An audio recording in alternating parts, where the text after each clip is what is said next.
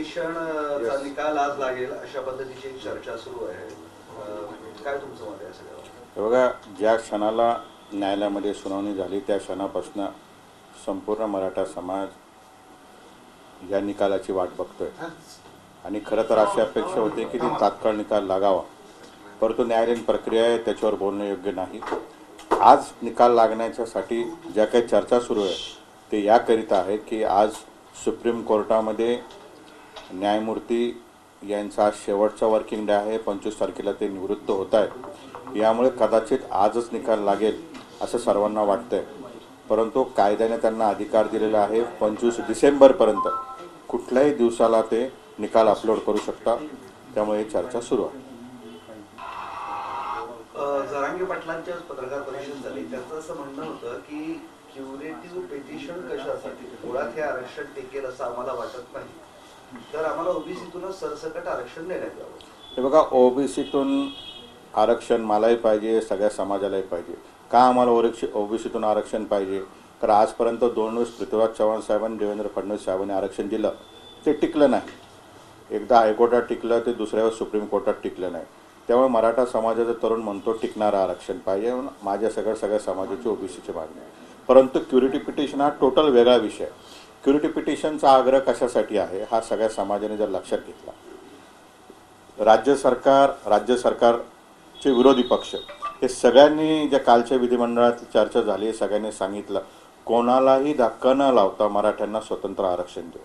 म्हणजे सरकारची मानसिकता काय आहे की जे मागच्या काळात 2 वेळेस कायदा केला तसाच एक स्वतंत्र कायदा करायचं असं सरकारच्या व विरोधी पक्षाच्या बोलण्यातून दिसतं. जर ते तसंच करणार असेल तर नवीन आमच्या पत्रात काय पडणार आहे? पृथ्वीराज चव्हाण साहेबांनी तेच केलं, ते टिकलं नाही. फडणवीस साहेबांनी तेच केलं, हायकोर्टात टिकलं, ते सुप्रीम कोर्टात टिकलं नाही. पण परत तोच कायदा फक्त नाव बदलून जर सरकार करणार असेल तर पुन्हा आमच्या पत्रात नैराश्य येईल. मग कायद्याच्या चौकटीत काय आहे? तर कायद्याच्या चौकटीत रिव्ह्यू पिटिशन फेटाळल्यानंतर क्युरिटी पिटिशनचा हा आधार घेतला गेला पाहिजे. क्युरिटी पिटिशनमध्ये काय शक्यता आहे? आपण हो आणि नाहीवर जर चर्चा केली, आपण नाहीवर जर चर्चा केली तर क्युरिटी पिटिशन जर फेटाळली तर कायमचा ह्या जुन्या दिलेल्या आरक्षणाचा विषय बंद होईल आणि आम्हाला छातीठोकपणे राज्य सरकारला सांगता येईल की नाही, मराठा समाज स्वतंत्र आरक्षण घेणार नाही, कारण सुप्रीम कोर्टाच्या 5 न्यायमूर्तींच्या क्युरिटी पिटिशनमध्ये देखील ते टिकलेलं नाही. हा आमचा नकारात्मक विषय आहे. सकारात्मक बाजू याच्यामध्ये काय आहे? जर क्युरिटी पिटिशन टिकली आणि न्यायालयाने 2 गोष्टीवर जरी भाष्य केलं, एक की सर्कमटेन्स म्हणजे अपवादात्मक परिस्थिती जर राज्य सरकार पुरू करू शकली तर मराठा समाजाला आरक्षण सरकारला देता येईल सुप्रीम कोर्टाच्या आधारावर.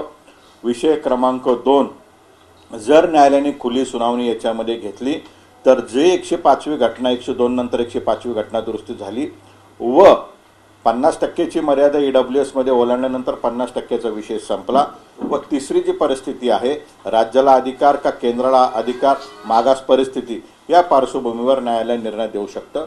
त्यामुळे मी असेल, जरांगे पाटील असेल, समाजातला छोटातला छोटा आणि मोठातला मोठा घटक असेल, आता टिकणाऱ्या आरक्षणाची भाषा करतोय.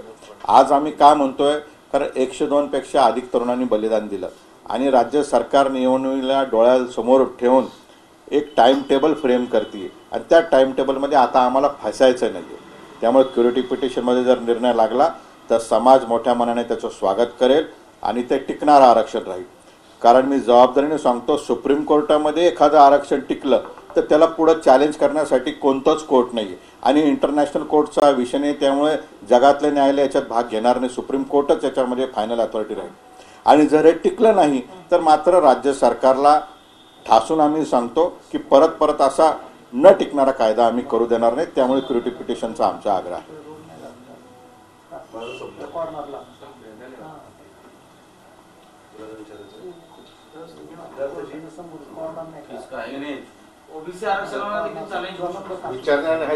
बघा, कोणतंही आरक्षण जर मराठा समाजाला दिलं, नवीन व्यक्ती ज्यावेळेस त्या बॉक्समध्ये येतो तर महाराष्ट्रामध्ये अशा काही वृत्ती आहे ज्यांना कुठल्याही प्रकारचं नुकसान पोचत नाही. जसं मराठा आरक्षण दिल्यामुळं काय लोकांचं नुकसान होत होतं, गेले ते हायकोर्टात, गेले ते सुप्रीम कोर्टात, झालं आमचं आरक्षण रद्द. तसंच कोणतंही आरक्षण दिलं तर चॅलेंज ते होऊ शकतं. याच्यामध्ये चर्चा करणं पण चुकीचं राहील, कारण चॅलेंज कोणत्याही गोष्टीला या भारतामध्ये कोणीही करू शकतं. असे भरपूर लोक फिरताय या व्यवस्थेमध्ये की काही जरी झालं की त्यांना तेच काम आहे की चॅलेंज करा चॅलेंज करा. त्यामुळे कोणतंही आरक्षण दिलं तर ते मराठा समाजासाठी ते चॅलेंज राहील. परंतु क्युरेटिव पिटिशन एकदा सुप्रीम कोर्टाने दिल्यावर ते पुढं कुठेही याच्यावर चर्चा होऊ शकत नाही. पण सरसकट मराठा समाजाला कुणबी बंद जे आरक्षण द्या, ओबीसी बंद आरक्षण द्या, ती जी मागणी आहे जर तिलाही चॅलेंज करता येत असेल तर मग तीही मागणी न्याय्य नाही, टिकणारी नाही ना. नाही, ती मागणी कशासाठी आहे, कारण 2 वेळेस स्वतंत्र आरक्षण टिकलं नाही आणि ओबीसी आरक्षण हे टिकलेलं आहे. आमच्यातले काही भाऊ काही बहिणी कुणबीमध्ये आरक्षणाचा लाभ घेत आहे, मग त्यांच्यासोबत आम्हाला बसवा, ही काही वेगळी मागणी नाही आहे. चॅलेंज होणं हा भाग वेगळा आहे, परंतु 2 वेळेस स्वतंत्र दिलेलं जर टिकत नसेल तर मग त्याच्यामध्ये गेल्याशिवाय आमच्याकडे पर्याय नाही. ओबीसी आरक्षण सुद्धा चॅलेंज झालेलं आहे, त्याच्यामध्ये मराठ्यांचं सुद्धा नुकसान होणार आहे, कारण अनेक मराठे ओबीसीतून फायदा घेत आहे. मग सरसकट ओबीसी आणि सरसकट मराठ्यांना सुद्धा नुकसान होईल जर तिथं काय प्रॉब्लेम झाला ओबीसी आरक्षणाच्या बाबतीत कोर्टात. हे बघा, ओबीसी आरक्षणासंदर्भात मागच्या काळामध्ये जे मागास आयोग नेमण्यात आला होता तो काही मराठा आरक्षणासाठी नेमला नव्हता. तो ओबीसीचा डेटा हा ज्यावेळेस राजकारणात ओबीसींना आरक्षण देऊ नका सुप्रीम कोर्टात याचिका होती त्यावेळेस तो आयोग नेमण्यात आला होता. त्यांनी जो डेटा दिला तो कामात नाही आला. सरकारने नवीन डेटा घेतला आणि त्याचा निर्णय हा सुप्रीम कोर्टातून त्यांनी जवळपास लावून घेतल्यासारखा आहे. तो विषय वेगळा आहे. ते चॅलेंज हे पॉलिटिकल प्रतिनिधित्वासाठी सुप्रीम कोर्टात पेंडिंग आहे, ते शिक्षणासाठी व नोकऱ्यासाठी पेंडिंग नाही आहे. त्यामुळे आम्ही जर ओबीसीमध्ये गेलो तर त्यावेळेस लढाई अशी होईल की यांना कशासाठी घेतलं, आणि ओबीसीचं जो स्ट्रक्चर आहे तो वेगळा विषय. अच्छा, म्हणजे ही नवी न्यायालयीन लढाई सुरू होऊ शकते. तुम्हाला जर ओबीसी घेतलं तर त्याला विरोध करायला म्हणून मराठा.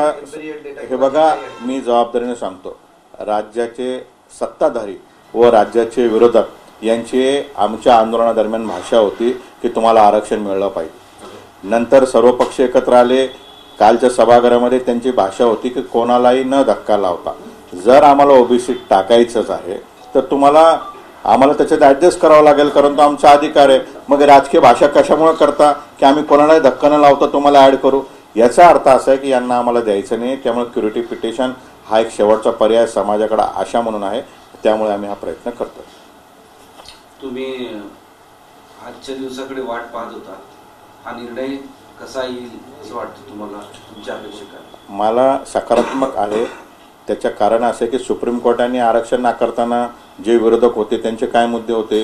102 घटनेनुसार राज्याला अधिकारने 105वी घटना लोकसभेने केली, त्यामुळे विरोधकांचा मुद्दा संपला. दुसरा त्यांचा मुद्दा होता की मराठा समाजाची आपादमक परिस्थिती दिसत नाही. आज आपण बघितलं, जर शेतकऱ्याच्या आत्महत्या जरी बघितल्या त्याच्यामध्ये मराठवाड्याची जरी आकडेवारी बघितली तर तुम्हाला जवळपास सगळेच मराठा समाजाचे दिसतील. तिसरा क्रमांकाचा मुद्दा होता त्यांचा 50% मर्यादाचा. 50%ची मर्यादा मराठा आरक्षण रद्द झाल्यावर ईडब्ल्यूएसला सुप्रीम कोर्टानेच दिलेला आहे. त्यामुळे तिन्ही मुद्दे विरोधकांचे खोडले गेलेले, म्हणून मला विश्वास आहे काही ना काही सकारात्मक निर्णय याच्यामध्ये होईल.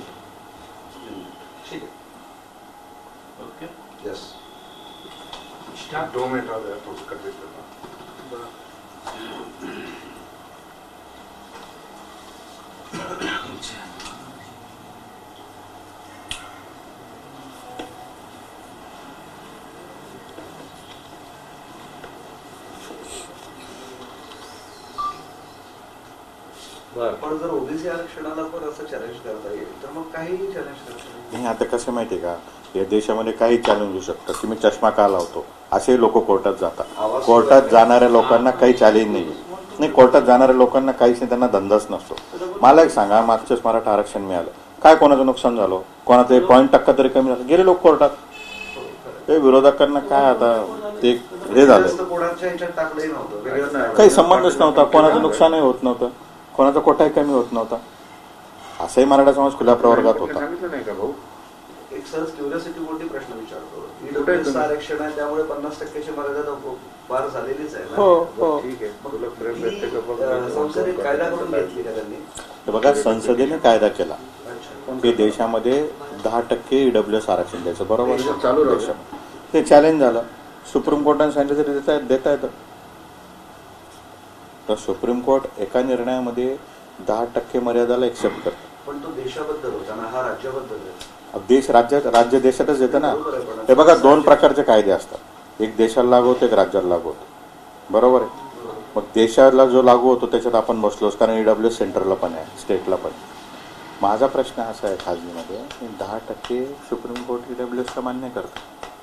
मग मराठा आरक्षणाचे जर टक्केवारी वाढत होती कोर्ट, त्यामुळे कोर्टाला आता नाही म्हणताय ना.